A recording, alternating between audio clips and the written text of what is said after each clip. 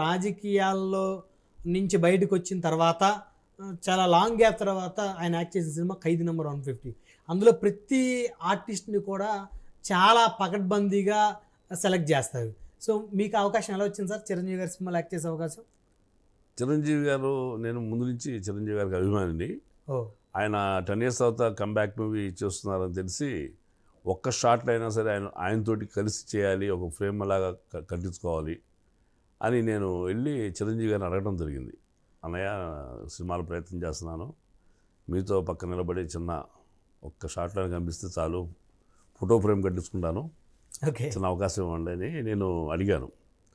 ఆయన వెంటనే అప్పుడే ఆయన దగ్గరికి వచ్చారు, వినాయక్ గారు వచ్చారు. మీ ఇద్దరు మాట్లాడుతుండగా వినాయక్ గారు వచ్చారు, వి వినాయక్ గారు. ఓకే. అన్నయ్య అంటే ఆయన చెప్పబోతుంటే, వినయ్ దీంట్లో మంచి వేషాలు ఏమున్నాయి అని సడన్గా ఆయన మొహం మీద, నా మొహం మీద ఆయన అడిగేశారు. ఆయన ఒకసారిగా ఆయన ఏదో చెబుదామని వస్తే ఆయన ఊహించిన ప్రశ్న ఈయన వేశారు చిరంజీవి గారు. ఆయనకు అర్థమైపోయింది, ఎదటవడం నిలబడి ఉన్నాడు, వీడు ఆర్టిస్ట్గా వేషం అడిగి ఉంటాడని చెప్పి ఆయన నా వైపు తిరిగి, వినాయక్ గారు నేను చెప్తానండి, నేను చెప్తాను అని మీరు దయచేయమన్నట్టుగా ఆయన సైజ్ చేస్తున్నట్టున్నాడు.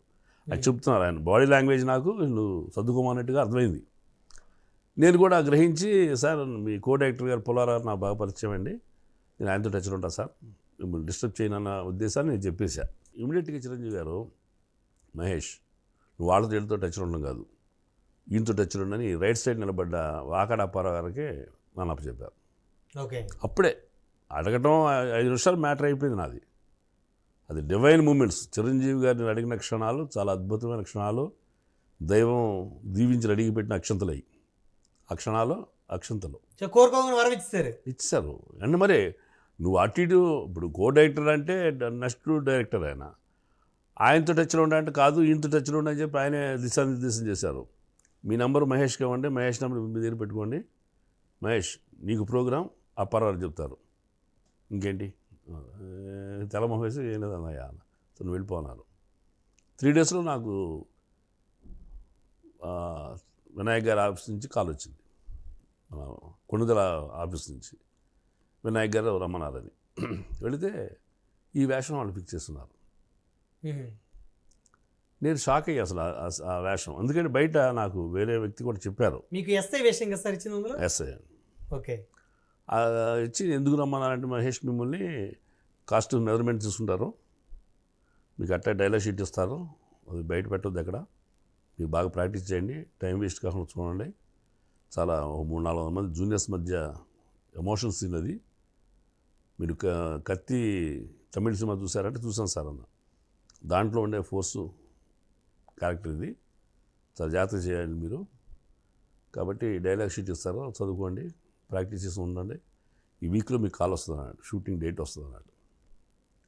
సరే తీసుకెళ్ళాను, షీట్ చదువుతుంటే నాకు మైండ్ పోయింది, ఆ చిరంజీవి గారిని కాలర్ పుచ్చుకునే సీను, ఆయనతో ర్యాష్గా మాట్లాడేది, రకరకాల విన్యాసాలు ఉన్నాయి.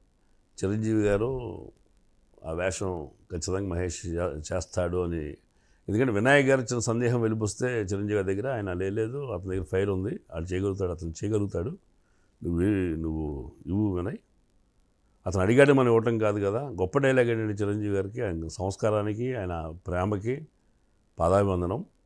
అతను అడిగాడని మనం వేషం ఇవ్వటం కాదు కదా, అతను ఇప్పుడు ఆర్టిస్ట్గా ట్రై చేస్తున్నాడంట, మనం ఇచ్చేది అతను ఉపయోగపడాలి కదా అనే మాట వినాయక్ గారితో చెప్పి, వినాయక్ గారు ఎందుకంటే నేను కొత్త ఆర్టిస్ట్ని, 300-400 మంది జూనియర్స్. అంటే 'ఖైదీ నంబర్ 150'కి ముందు ఏమైనా సినిమాలు చేశారు సార్ మీరు? ఇప్పుడు 23 ఇయర్స్ బ్యాక్ చేశాను నేను. 23 ఇయర్స్ గ్యాప్ వచ్చిందా 'ఖైదీ నంబర్ 150'కి అంతకుముందు చేసిన మూవీస్కి? అప్పుడు చేసిన లాస్ట్ మూవీ ఏంటి చేసిన మీకు, ముగ్గురు మనగాళ్ళు, అంజనా ప్రొడక్షన్స్ విత్ చిరంజీవి గారితో. గుర్తుందా ఆ ఎపిసోడ్ చిరంజీవి గారికి? గుర్తుందో లేదో నేను చెప్పలా. నేను ఆయనతో ఒకటి మాట్లాడే సందర్భం ఎప్పుడు వచ్చినా నా ఫ్లాష్ బ్యాక్లు ఏమి చెప్పలే ఆయనకి. ఆయన గుర్తుండే ఫ్లాష్ బ్యాక్ కూడా ఉంది నా దగ్గర. ఓకే. ఆయన గుర్తుండే ఫ్లాష్ బ్యాక్ ఉంది, అది కూడా నేను, ఎందుకంటే 1986 ఆ టైంలో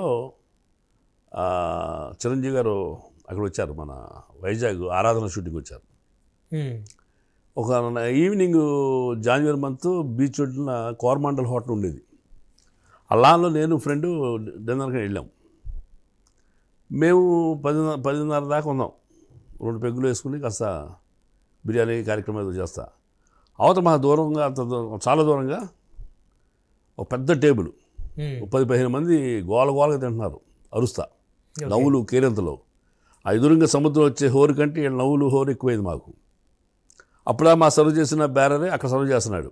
నలుగురు వెళ్తున్నారు పట్టుకొస్తున్నారు, తింటున్నారు, చేస్తున్నారు. బాబు ఎవరై అక్కడ గోలగా ఉంది ఏంటి అంటే, సార్ చిరంజీవి గారు ఉన్నారు సార్ అన్నాడు. చిరంజీవి గారు ఉన్నాడా అని ఓ పని చేయి, మేము ఆయన ఫ్యాన్స్మే, నువ్వు ఓ పని చేయి, చిన్న హెల్ప్ చేస్తావా అని చెప్పండి సార్ అన్నాడు.